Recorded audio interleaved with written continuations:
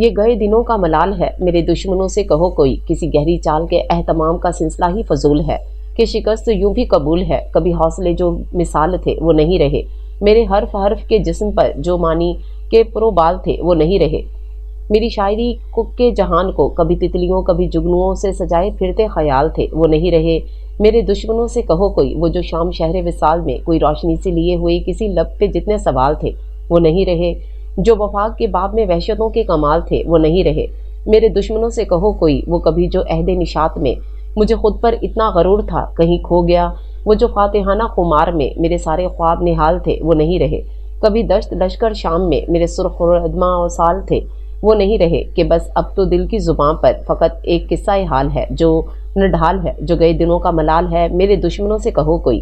وہ بھابھی کی ٹانگیں دبا رہی تھی جب زوار تنفن کر تا بھابھی کے کمرے میں گیا، باہر آؤ بات کرنی ہے، وہ آرڈر دیتا باہر نکل گیا۔ بھابھی مسکرائیں، ان کو یقین تھا زینیا سے کوئی غلطی ہوئی ہے جس کی وجہ سے اسے مار پڑنے لگی ہے۔ تم نے احمد سے کہا تو تم وہاں کام کرو گی؟ نہیں، زینیا ڈر کر الٹا چلنے لگی۔ سچ بتاؤ امی سے کہا ہے؟ زینیا کی سانس اٹک گئی اور آواز حلق میں دب گئی، وہ بمشکل نفی میں گردن ہلا پائی، خوف و ہراس کی انتہا تھی جو وہ گنگی ہو چکی تھی۔ تم وہاں کام کرنا چاہتی ہو؟ وہ زوار نے خشک لہجے میں پوچھا۔ زینیا نے نفی میں سر ہلایا۔